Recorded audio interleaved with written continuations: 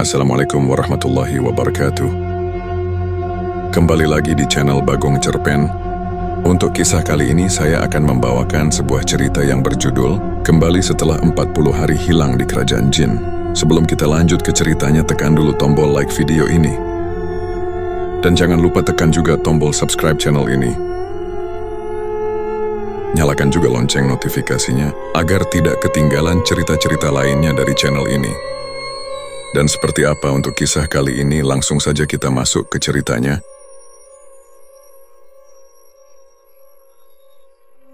Siang itu, angin sepoi-sepoi menerpa dedaunan di pinggiran desa Sukamukti. Anak-anak bermain riang di halaman, termasuk Raka, bocah 10 tahun yang selalu penuh rasa ingin tahu. Matahari bersinar hangat, tapi ujung hutan yang rimbun di sisi desa tetap terlihat gelap dan penuh misteri. "Ibu, aku mau main dulu," seru Raka sambil berlari ke arah teman-temannya. Ibunya hanya mengangguk meski hatinya berdebar aneh. Raka dan teman-temannya bermain petak umpet. Ketika tiba giliran Raka menjadi pencari, ia mulai menghitung dengan suara lantang. 1, 2, 3, L. Sementara itu teman-temannya berlari mencari tempat bersembunyi. Namun saat ia mencapai hitungan 10 dan membuka matanya, sesuatu yang aneh terjadi. Suara lembut, seperti alunan musik, terdengar samar dari arah hutan. Suara itu seperti memanggil namanya. Raka, ia menoleh ke arah sumber suara. Tak ada apa-apa, hanya pepohonan yang berdiri bisu. Tapi suara itu terus memanggil, semakin jelas, semakin merdu. "Raka, datanglah ke sini." Hati Raka berdebar. Penasaran menguasai dirinya. Ia melangkah perlahan ke tepi hutan, meninggalkan arena permainan. "Isang siapa itu? Aku di sini," teriaknya sambil mencoba mencari. Langkah demi langkah, ia masuk lebih dalam ke dalam hutan. Cahaya matahari mulai meredup, tertutup oleh rimbunnya dedaunan. Suara itu semakin menggoda, seolah menariknya untuk datang lebih dekat. "Raka!" Ia berhenti di depan sebuah pohon besar yang terlihat lebih tua. Dari pohon-pohon lain di sekitarnya, angin berhenti berhembus. Suara itu kini terdengar sangat jelas, tapi sumbernya tak terlihat. "Di mana kamu?" tanya Raka. Lalu mendadak segalanya menjadi sunyi. Tak ada suara burung, tak ada gemerisik dedaunan. Hanya keheningan yang mencekam. Beberapa detik kemudian suara langkah kaki teman-temannya terdengar di kejauhan. Raka, kamu di mana?" Tapi Raka tidak menjawab. Dia sudah tidak ada di sana. Di tepi hutan, hanya tersisa jejak kaki kecil yang berhenti begitu saja. Seolah sang pemiliknya lenyap di telan bumi. Mencekam. Teman-teman Raka yang tadinya riang bermain kini kebingungan. "Raka, jangan bercanda," teriak salah satu dari mereka. Namun hutan hanya membalas dengan keheningan. Mereka mulai mencari di sekitar, memanggil nama Raka berulang-ulang. Salah seorang anak Adit menemukan jejak kaki kecil di dekat pohon besar di pinggir hutan. "Lihat ini, jejak kaki Raka," katanya sambil menunjuk. Jejak itu berhenti tiba-tiba, seolah Raka menghilang begitu saja. Ketakutan mulai merayap di hati mereka. "Kita harus kasih tahu orang-orang dewasa," seru Lina, salah satu anak perempuan di kelompok itu. Dengan tergesa-gesa, mereka berlari kembali ke desa, meninggalkan hutan yang kini terasa lebih gelap dari biasanya.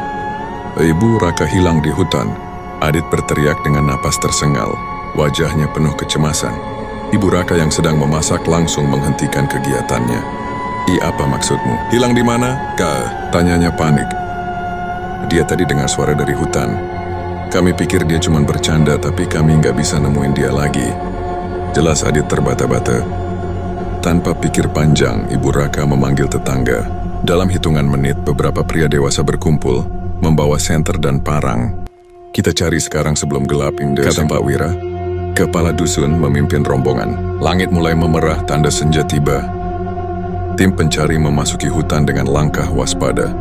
Cahaya senter mereka menyusuri setiap sudut, setiap pohon, namun tidak ada tanda-tanda Raka. Pak Wira berhenti sejenak dan memejamkan mata. "Ini aneh," gumamnya pelan. Salah satu warga bertanya, "Ada apa, Pak?" "Hutan ini terasa lebih sunyi dari biasanya.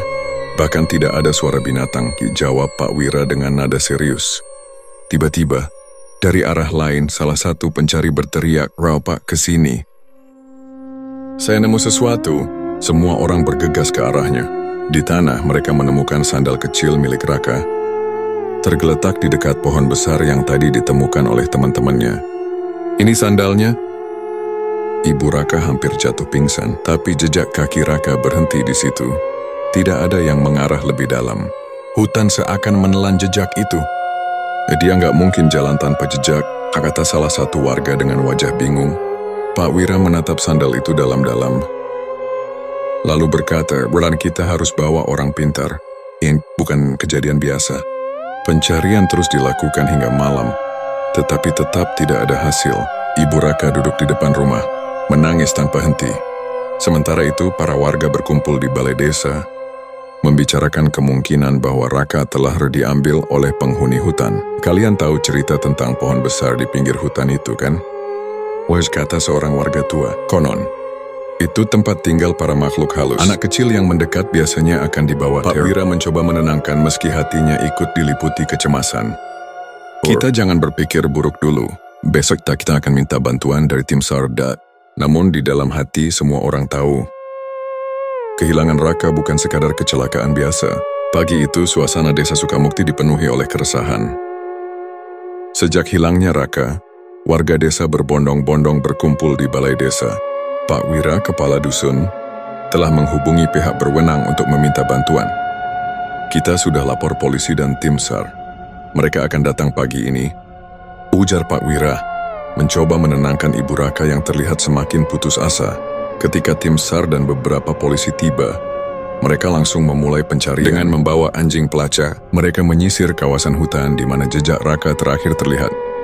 Warga desa juga ikut membantu membawa parang dan peralatan seadanya. Selebih anjing pelacak ini pasti bisa menemukan jejaknya, kata salah satu anggota tim SAR mencoba menyemangati. Namun, ketika anjing-anjing itu tiba di pohon besar tempat sandal Raka ditemukan, mereka berhenti dan meringkuk ketakutan. Bahkan anjing-anjing itu enggan melangkah lebih jauh. "Aneh, seolah-olah jejaknya hilang begitu saja di sini," gumam seorang polisi. Hari demi hari pencarian terus dilakukan. Drone diterbangkan, penyisiran dilakukan dari darat hingga udara. Tetapi tidak ada tanda-tanda keberadaan Raka. Hutan itu seperti menelan bocah kecil itu tanpa meninggalkan jejak. Setelah 5 hari pencarian yang tidak membuahkan hasil, keluarga Raka akhirnya memutuskan untuk mendatangkan seorang paranormal dari desa sebelah. Kisandia, seorang pria tua dengan mata tajam dan jubah sederhana, datang pada sore hari yang kelam. Di hadapan warga yang berkumpul, ia memejamkan mata dan mulai membakar dupa. Asap mengepul tipis memenuhi udara dengan aroma menyengat. Suasana menjadi hening, hanya suara angin yang terdengar menggesek dedaunan. Setelah beberapa saat Kisandia membuka matanya perlahan. Wajahnya terlihat muram. "Anak ini tidak lagi berada di dunia kita," ucapnya dengan suara berat. Perkataan itu membuat Ibu Raka tersentak. "Apa maksud Bapak? Di mana anak saya?" teriaknya hampir histeris. Raka telah dibawa ke alam lain, ke dunia makhluk yang tidak terlihat. Ia berada dalam kerajaan jin yang ada di hutan ini, jelas Kisandia. Ucapan Kisandia menyebar cepat di antara warga.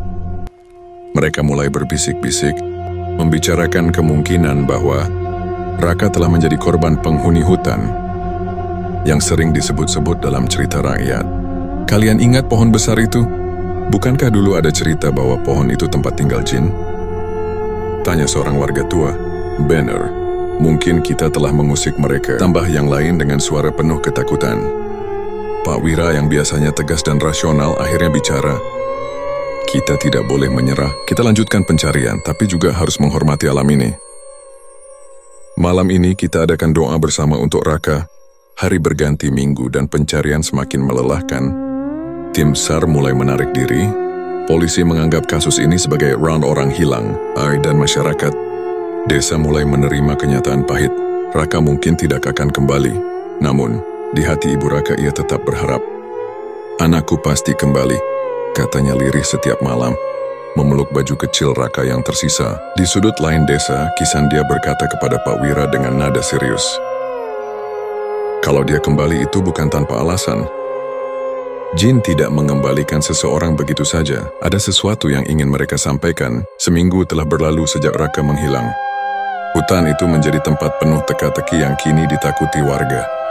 Namun si tim SAR dan polisi tetap berusaha mencari celah. Berharap ada keajaiban yang menuntun mereka pada bocah malang itu. Pagi itu, salah satu anggota tim SAR, Pak Arman, menemukan sesuatu yang aneh. Di tepi sungai kecil di dalam hutan, ia melihat sebuah mainan kayu kecil, bumerang yang biasa dimainkan Raka. Nah, ini milik Raka, gumamnya sambil mengangkat benda itu. Namun anehnya, mainan itu terlihat bersih, tanpa noda lumpur atau tanda-tanda kerusakan, seolah baru saja diletakkan di sana. Siapa yang bisa membawa ini ke sini? Tanya Pak Arman pada dirinya sendiri. Tim pencari segera menyisir area itu lebih intensif, tetapi tidak ada jejak lain yang ditemukan. Mainan itu seakan menjadi petunjuk terakhir atau peringatan. Di desa, suasana semakin mencekam. Ibu Raka kini hampir kehilangan harapan. Setiap malam ia memandang kosong ke arah hutan, berharap mendengar suara anaknya.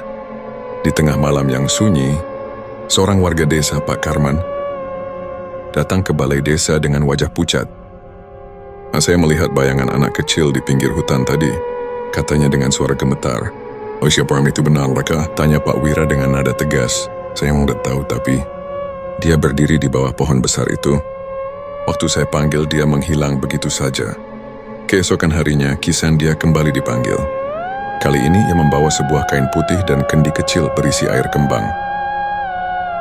Di depan pohon besar yang menjadi fokus pencarian, ia memulai ritual. Ketika Kisan dia mulai membacakan mantra, angin tiba-tiba berhembus kencang, membuat daun-daun berterbangan. Semua orang yang hadir merasakan udara menjadi dingin. Ada yang tidak suka dengan kehadiran kita, ujar Kisan dia dengan nada rendah. Ia mengarahkan pandangannya ke pohon besar itu. Raka ada di sini tapi bukan tubuhnya, hanya bayangannya. Setelah beberapa saat, Kisan dia menoleh ke Ibu Raka. Ibu, anakmu ditahan oleh mereka yang tinggal di dunia berbeda. Mereka membawa Raka karena satu alasan. Ia dianggap melanggar batas. Tempat ini adalah kerajaan mereka. Pak Wira yang sejak awal skeptis akhirnya bertanya, apa yang bisa kita lakukan untuk membawanya kembali? Kisan dia menghela napas. Mereka tidak akan menyerahkan Raka dengan mudah. Hanya waktu yang bisa membawa anak ini kembali. Namun jika ia kembali, ingatlah satu hal, dia akan membawa cerita yang tidak bisa kita pahami sepenuhnya. Hari demi hari berlalu dan pencarian resmi dihentikan. Tim SAR dan polisi menyerah, menganggap kasus ini sebagai misteri yang tak terpecahkan. Namun di desa, cerita tentang Raka menjadi bagian dari desas-desus mistis yang tak kunjung hilang. Setiap malam, warga desa mengadakan doa bersama di balai desa, memohon agar Raka diberikan keselamatan. Tapi di dalam hati mereka, banyak yang mulai percaya bahwa Raka telah menjadi bagian dari dunia lain, kerajaan misterius yang bersembunyi di balik rimbunnya hutan. 40 hari telah berlalu sejak Raka menghilang. Malam itu, keluarga Raka mengadakan tahlilan di rumah sederhana mereka. Semua warga desa hadir, memenuhi ruang tamu dan halaman rumah. Suara lantunan doa menggema di udara, menciptakan suasana haru dan penuh khusyuk. Ibu Raka duduk di sudut ruangan. Wajahnya tirus karena kurang tidur dan makan. Sesekali ia menyeka air matanya dengan ujung kerudung. Pak Wira, kepala dusun, memimpin acara. Mari kita berdoa agar arwah Raka diterima di sisinya. Jika memang ia telah tiada, kini katanya dengan suara berat. Namun di dalam hati, harapan kecil masih tersisa. Banyak yang berharap Raka akan kembali. Entah bagaimana caranya. Ketika doa mencapai penghujungnya, tiba-tiba angin dingin berhembus masuk ke dalam rumah. Lilin-lilin yang menyala di sudut ruangan bergoyang-goyang, beberapa bahkan padam. Suasana menjadi senyap. Semua orang saling pandang, mencoba mencari tahu apa yang terjadi. Tiba-tiba terdengar ketukan di pintu depan. Tok, tok, tok.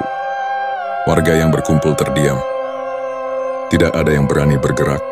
Ketukan itu terdengar lagi, lebih keras kali ini. Ibu Raka dengan tubuh gemetar berdiri perlahan. Siapa? Siapa di sana? Tanyanya dengan suara serak. Pintu terbuka sedikit memperlihatkan sosok kecil berdiri di ambang pintu. Raka. Raka! teriak Ibu Raka sambil berlari ke arahnya. Ia memeluk anaknya erat-erat, air matanya mengalir deras. Namun ketika ia menatap wajah Raka, ia tertegun. Wajah anak itu pucat, seakan kehilangan warna, dan tubuhnya dingin seperti es. Raka tidak mengatakan sepatah kata pun, ia hanya berdiri di sana dengan pandangan kosong, namun matanya penuh cerita. Seolah-olah ia telah melihat sesuatu yang tidak bisa dijelaskan. Pak Wira dan beberapa warga mendekat. "Raka, kamu dari mana, Nah?" tanya Pak Wira lembut. Raka mengangkat wajahnya perlahan. Suaranya pelan, hampir seperti bisikan. Aku berada di tempat yang berbeda, tempat yang besar seperti kerajaan." Semua orang di ruangan itu terdiam, mendengarkan setiap kata yang keluar dari mulut Raka. Ia bercerita dengan suara terbata-bata, seolah setiap kata yang diucapkannya adalah beban berat. "Ada istana besar di sana, tapi penguasanya bukan manusia," katanya. "Mereka tinggi, berjubah hitam, dengan mata yang menyala seperti bara." Ia berhenti sejenak, menelan ludah, lalu melanjutkan, "Di sana aku melihat orang-orang, mereka seperti kita, tapi mereka bekerja tanpa henti. Mereka disebut budak, dan mereka tidak pernah bisa pulang." Ibu Raka memeluk anaknya lebih erat. Wajahnya penuh ketakutan. "Siapa mereka, Nak? Kenapa kamu ada di sana?" tanyanya sambil terisak. Raka menjawab dengan suara gemetar, "Aku dibawa oleh seseorang. Makhluk itu bilang aku adalah tamu, bukan budak. Tapi aku tidak tahu kenapa aku bisa kembali." Setelah Raka selesai bercerita, suasana di rumah itu berubah mencekam. Semua orang saling pandang, tidak tahu harus berkata apa. Kisandia yang juga hadir malam itu berdiri dan mendekati Raka. Ia memandangi anak itu dalam-dalam, lalu berkata, dia diberi izin untuk kembali.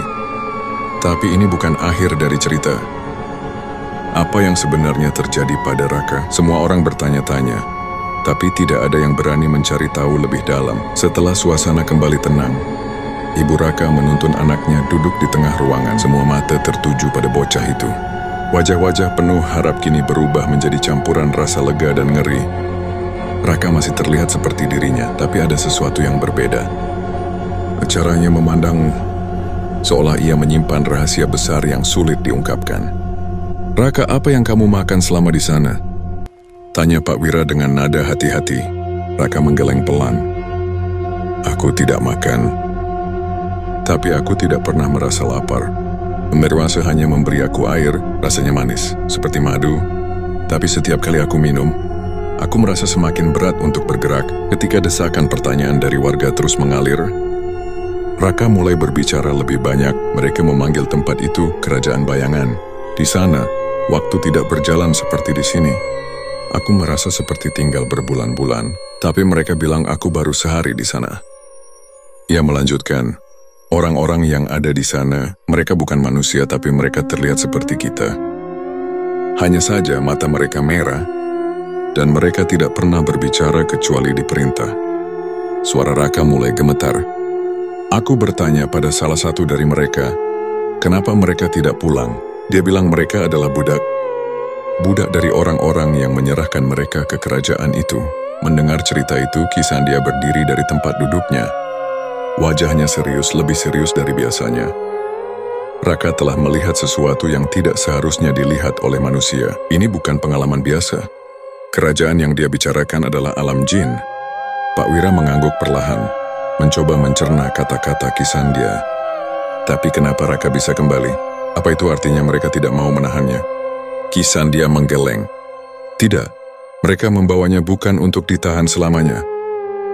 Mereka membawanya untuk menunjukkan sesuatu kepada kita, atau mungkin sebagai peringatan. Tapi ingat, tidak ada yang kembali dari alam itu tanpa konsekuensi. Cerita Raka menyebar cepat di antara warga. Mereka mulai menghubungkan hilangnya Raka dengan cerita-cerita mistis tentang hutan itu. Pohon besar yang menjadi pusat pencarian, kini dianggap sebagai gerbang ke dunia lain. Kita harus mengadakan doa khusus untuk membersihkan desa ini, usul seorang warga tua. Kalau tidak, sesuatu yang lebih buruk bisa terjadi. Namun di tengah kekhawatiran itu, Raka tetap menjadi pusat perhatian. Warga ingin tahu lebih banyak tentang pengalamannya, tapi Raka mulai menutup diri. Ia tidak berbicara lagi tentang apa yang dilihatnya. Hanya duduk di sudut ruangan dengan mata kosong, seperti memikirkan sesuatu yang jauh. Ketika acara tahlilan selesai, sebagian besar warga mulai pulang ke rumah masing-masing.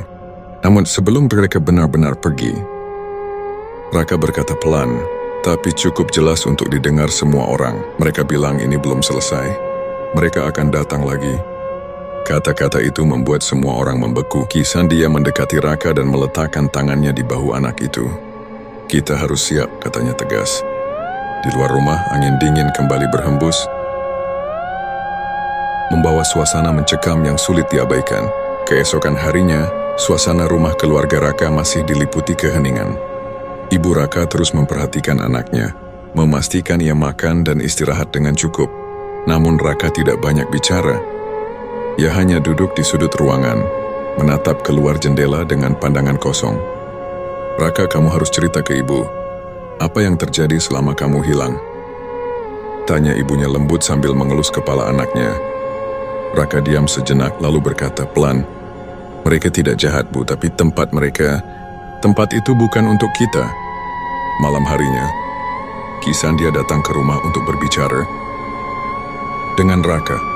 Ia tahu bahwa anak itu membawa cerita yang lebih besar dari apa yang telah disampaikan. Raka, apa yang sebenarnya kamu lihat di sana? Tanya Ki Sandia dengan nada lembut. Mencoba menenangkan anak itu, Raka menarik napas panjang lalu mulai bercerita. Aku dibawa oleh seorang makhluk. Dia tinggi, berjubah hitam, dan suaranya seperti berbisik langsung di kepala. Dia bilang aku tamu di kerajaannya. Kerajaan apa? Tanya Ki Sandia. Kerajaan bayangan. Jawab Raka. Di sana ada istana besar, dikelilingi oleh cahaya yang tidak pernah redup. Tapi di balik keindahan itu aku melihat manusia. Mereka bekerja tanpa henti.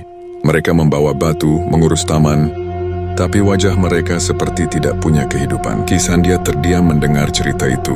Namun Raka melanjutkan, suaranya mulai gemetar.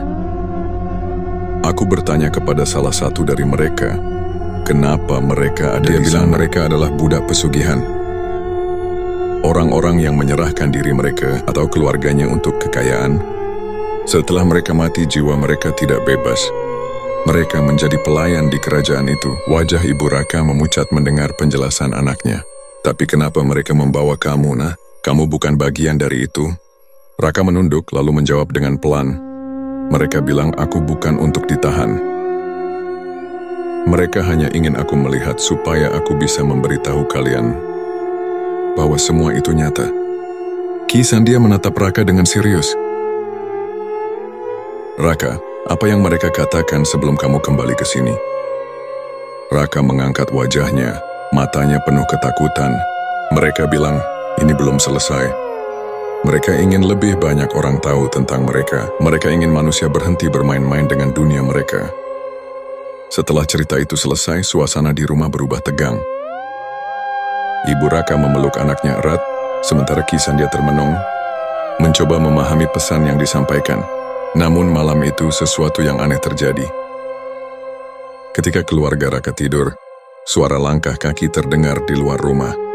Ki Sandia yang menginap di sana keluar dengan membawa lentera. Tidak ada siapapun. Namun di tanah terlihat jejak kaki kecil. Seperti milik anak-anak.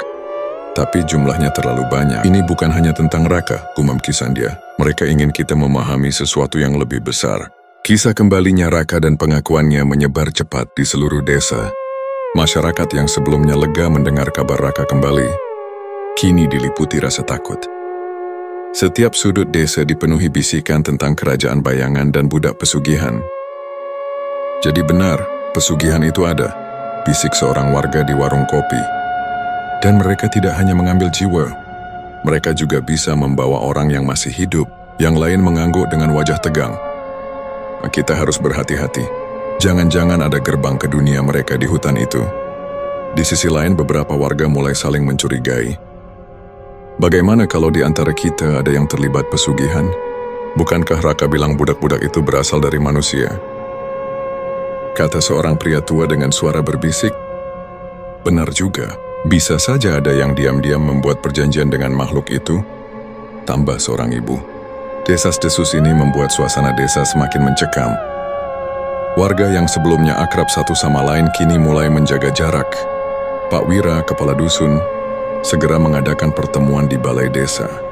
Semua warga diminta hadir untuk membahas masalah ini. Saudara-saudara, kata Pak Wira membuka pertemuan, kita semua tahu apa yang terjadi pada Raka. Saya minta, jangan ada yang membuat asumsi liar. Kita harus tetap bersatu sebagai komunitas. Namun seorang pemuda berdiri dan berkata lantang, "Tapi Pak, bagaimana kalau benar ada yang di antara kita yang terlibat? Kita tidak bisa mengabaikan kemungkinan itu." Warga lain mulai ikut berbicara, hingga suasana pertemuan menjadi kacau. Ki Sandia yang juga hadir akhirnya angkat bicara. "Tenang semuanya!" Suaranya menggema di ruangan. "Kalian lupa bahwa ini bukan tentang mencari siapa yang salah. Ini tentang menjaga keseimbangan antara dunia kita dan dunia mereka." Di rumah, keluarga Raka juga merasakan dampak dari reaksi masyarakat. Beberapa warga mulai menjauhi mereka, seolah-olah mereka adalah pembawa sial. Ibu Raka merasa terpukul. Apa salah kami? Kenapa mereka malah menyalahkan kami? Raka yang mendengar percakapan itu hanya diam. Namun matanya menyiratkan sesuatu. Ia tahu bahwa apa yang ia alami jauh lebih rumit dari sekadar cerita mistis. Setelah pertemuan itu, masyarakat sepakat untuk mengadakan doa bersama di seluruh desa. Mereka juga memanggil lebih banyak paranormal untuk membersihkan desa dan memastikan tidak ada lagi yang terlibat dengan dunia jin. Namun di balik semua usaha itu tetap ada rasa takut yang mengintai. Hutan di dekat desa kini dianggap angker, dan tidak ada seorang pun yang berani mendekatinya lagi. Bahkan di siang hari, seminggu setelah doa bersama di desa, suasana mulai sedikit tenang. Namun ketenangan itu terasa seperti topeng, menutupi kegelisahan yang masih menggantung di hati setiap warga. Di rumah Raka, keluarga kecil itu mencoba kembali ke rutinitas sehari-hari. Namun setiap malam Ibu Raka selalu memastikan pintu dan jendela terkunci rapat.